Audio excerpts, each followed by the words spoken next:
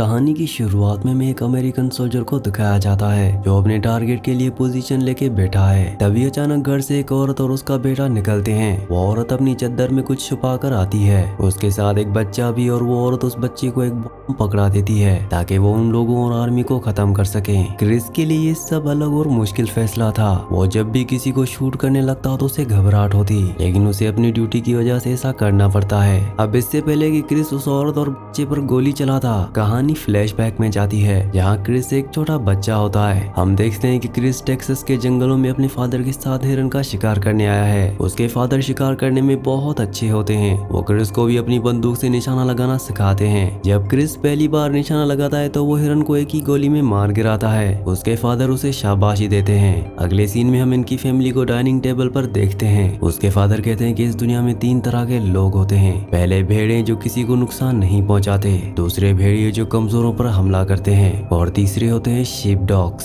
जो भेड़ियों से इन कमजोर भेड़ों की हिफाजत करते हैं। उसके फादर कहते हैं कि हमारे घर में कोई भेड़िया नहीं बनेगा और हमें शीप डॉग्स बनना है जो दूसरों की हिफाजत करें। ये बातें क्रिस के दिमाग में हमेशा के लिए बैठ जाती हैं। अब धीरे धीरे वक्त गुजरता है और क्रिस बड़ा हो जाता है। उसे अपने प्रोफेशन में काफी इंटरेस्ट होता है और वो अपने भाई के साथ घुड़सवारी का काम करता है। एक दिन जब वो अपनी घुड़सवारी खत्म करके जल्दी घर आ जाता है तो वो देखता है कि घर पर उसकी गर्लफ्रेंड किसी और के साथ है। ये देखकर वो बहुत गुस्से में आ जाता है और उस आदमी को वहाँ से भगा देता है। वो अपनी गर्लफ्रेंड से भी हमेशा के लिए अलग हो जाता है। इस धोखे से उसे काफी दुख होता है। एक दिन वो अपने भाई के साथ बैठा टीवी पर न्यूज देख रहा होता है। टीवी पर वो देखता है कि 1998 में उनके देश की एम्बेसी पर टेररिस्ट ने हमला किया है। ये देखकर उसके खून में उबाल आ जाता है। बस यही वक्त है जब वो डिसाइड करता है कि अपने देश को बचाने के लिए वो आर्मी ज्वाइन करेगा। वो फॉरेन रिक्रूटमेंट ऑफिस चला जाता है। वहाँ जाकर वो नेवी सील्स ज्वाइन करने का फैसला करता है, जो कि सबसे मुश्किल ट्रेनिंग मानी जाती है।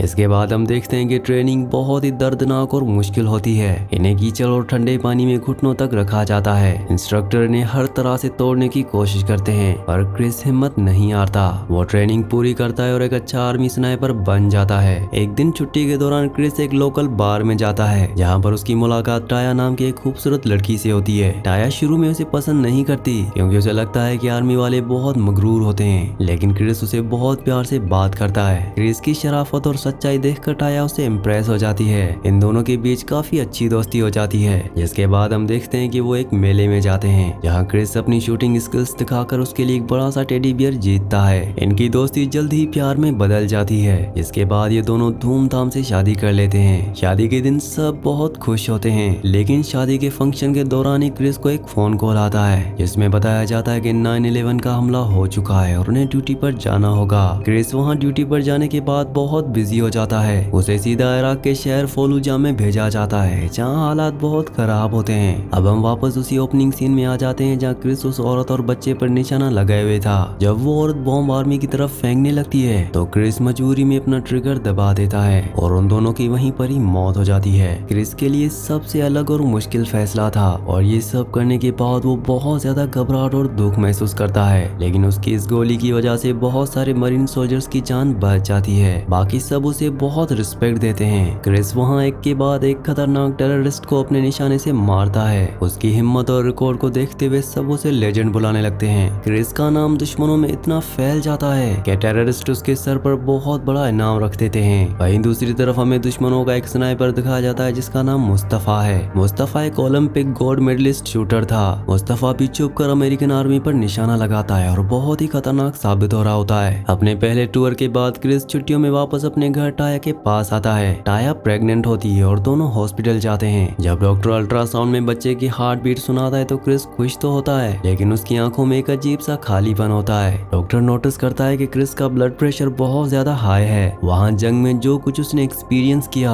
उसने उसके दिमाग पर बहुत बुरा असर डाला था। हालांकि उसने वापस आकर अपनी वाइफ के साथ वक्त बिताना शुरू कर दिया था, लेकिन उसकी सोच अभी भी इराक की गोलियों में घूम रही होती है। छुट्टियां खत्म होने के बाद उसे एक बार फिर से इराक भेजा जाता है। इस बार इनका mission Abu Musab al Zarqawi नाम के एक बहुत ही खतरनाक टेररिस्ट को मारने का था। इसका पता लगाने के लिए वो लोग घर घर जाकर तलाशी लेते हैं और दरवाजा तोड़कर अंदर घुसते हैं। तलाशी के दौरान इनकी मुलाकात शेख अल उबैदी नाम के एक लोकल आदमी से होती है। वो उन्हें बताता है कि जरकावी का राइट हैंड द बचर है। द बचर बहुत ही जालिम आदमी है। शेख कहता है कि अगर आर्मी उसे $1,00,000 दे दे तो वो द बचर का पता बता देगा। क्रिस और उसकी टीम उसे डील कर लेते हैं और वहाँ से चले जाते हैं।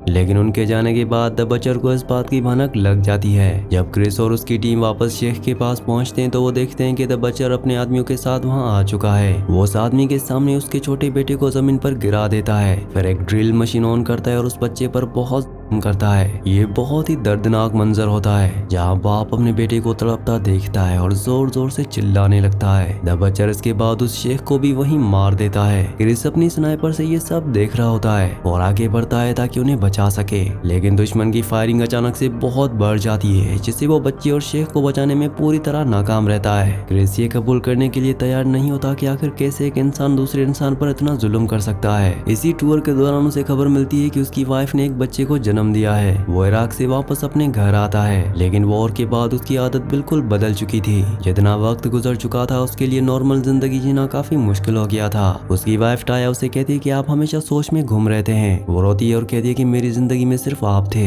मैंने आपके बगैर गुजारा कर लिया, लेकिन अब हमारा बच्चा इस दुनिया में है और हमें आपकी जरूरत है। क्रिस को इस बात का एहसास होता है, लेकिन उसकी ड्यूटी का फर्ज उसे चैन से बैठने नहीं देता। उसकी छुट्टियां खत्म होने वाली थी और उसे वापस ड्यूटी पर जाना था। जब वो तीसरी बार इराक जाता है तो वहाँ मिलिट्री बेस पर उसकी मुलाकात अपने छोटी भाई जेफ से होती है। जेफ वहाँ से वापस जा रहा होता है। जेफ की हालत बहुत खराब होती है, उसके चेहरे पर डर और थकन होती है। वो क्रिस से मिलते ही रोता है और कहता है कि ये जगह एक नर्क है। अपने भाई की ऐसी हालत देखकर क्रिस अंदर से हिल जाता है, लेकिन वो अपने मिशन पर निकल पड़ता है। वो लोग जरकावी की तलाश में एक बार फिर घर घर जाकर तलाशी लेते हैं। वो एक घर में घुसते हैं जहाँ एक लोकल फैमिली खाना खा रही होती है। ये फैमिली दिखने में बहुत आम लगती है और ये आर्मी वालों को खाने पर इनवाइट करते हैं। क्रिस और उसकी टीम उनके साथ बैठ जाते हैं, लेकिन क्रिस को वहाँ पर कुछ अजीब सा महसूस होता है। वो चुपके से उठकर घर की तलाशी लेता है और फर्श के नीचे एक छुपा हुआ दरवाजा देखता है। जब वो उसे खोलता है तो उन्हें वहाँ पर काफी ज्यादा हथियार मिलते हैं, यानी ये फैमिली टेररिस्ट के साथ मिली होती है और उनकी मदद कर रही होती है। ये पता चलता है कि अबू मुसाब अल जरकावी और द बचर के लोग इसी घर में आते हैं। आर्मी उस घर के मालिक को पकड़ लेती है। अपनी फैमिली की जान बचाने के लिए वो आदमी सब कुछ बता देता है और उन्हें उस जगह ले जाता है जहाँ द बचर छुपा हुआ था। सब लोग तैयार हो जाते हैं कि वहाँ जाकर द बचर को मारा जाए, लेकिन दुश्मन को इनके आने का पता चल जाता है। वहाँ पर तेज फायरिंग शुरू हो जाती है और चारों तरफ से गोलियां चलने लगती हैं। इस फायरिंग में द बचर को गोली लगती है और उसकी मौत हो जाती है।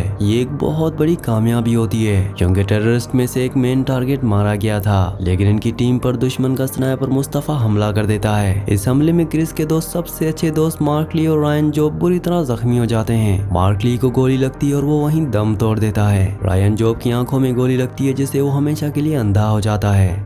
क्रिस अपने दोस्तों को ऐसी हालत में देखकर पूरी तरह टूट जाता है। क्रिस वापस अपने देश आता है, लेकिन जंग में रहते रहते उसकी मेंटल स्टेट अब पहले जैसी नहीं रही थी। उसमें बहुत ज्यादा गुस्सा आ गया था। हर बात पर गुस्सा करना उसकी आदत बन चुकी थी। जब उसे पता चलता है कि उसकी बेटी पैदा होने वाली है तो वो फौरन हॉस्पिटल पहुंचता है। हॉस्पिटल में आकर वो देखता है कि उसकी बेटी रो रही है और नर्स ठीक से ध्यान नहीं दे रही। क्रिस गुस्से में शीशा पीटने लगता है और नर्स पर चिल्लाता है। दरअसल जंग के माहौल में रहने के बाद गुस्सा और एग्रेशन उसकी आदत में इतना शामिल हो चुका था कि वो छोटी बातों पर भी हाइपर हो जाता था। बाद में उसे खबर मिलती है कि उसके अंधे दोस्त रायन जॉब ने भी सर्जरी के दौरान दम तोड़ दिया है। क्रिस को इस बात का बहुत बड़ा झटका लगता है। क्रिस अब अपने दोस्त की मौत का बदला लेने का फैसला करता है और आखिरी बार इराक जाने का तय करता है। टाया उसे रोकने की बहुत कोशिश करती है। टाया रोती है और कहती है कि अगर तुम इस बार गए तो शायद मैं और बच्चे तुम्हारा इंतजार ना करें, लेकिन क्रिस दोस्तों का बदला लेने के लिए निकल जाता है। वो इराक के सदर सिटी में पहुंचते हैं जहाँ उन्हें उस दुश्मन स्नाइपर मुस्तफा को ढूंढना था। इनकी टीम एक ऊंची बिल्डिंग की छत पर पोजीशन लेती है। वहां से क्रिस अपने स्कोप में देखता है तो उसे बहुत दूर एक बिल्डिंग पर मुस्तफा नजर आ जाता है, लेकिन मुस्तफा वहां से लगभग 2 किलोमीटर की दूरी पर था। ये एक स्नाइपर के लिए पूरी तरह से नामुमकिन निशाना होता है। क्रिस का साथी उसे मना करता है और कहता है कि अगर तुमने यहाँ से गोली चलाई तो हमारी लोकेशन सब टेररिस्ट को पता चल जाएगी और हम सब मारे जाएंगे। लेकिन क्रिस अपने दोस्तों का चेहरा याद करता है और एक लंबी सांस लेता है। वो हवा का रुख देख देखता है और अपना ट्रिगर दबा देता है, जिसके बाद हम स्क्रीन पर देखते हैं कि वो गोली बहुत ही स्लो मोशन में हवा को चीरते हुए आगे बढ़ती है। ये सीन बहुत ही सस्पेंसफुल होता है और आखिरकार वो गोली सीधा जाकर मुस्तफा के सर में लगती है और वो वहीं ढेर हो जाता है। क्रिस ने अपना सबसे बड़ा बदला ले लिया था, लेकिन इस गोली की आवाज की वजह से दुश्मनों के टेररिस्ट को उनकी लोकेशन की भनक लग जाती है।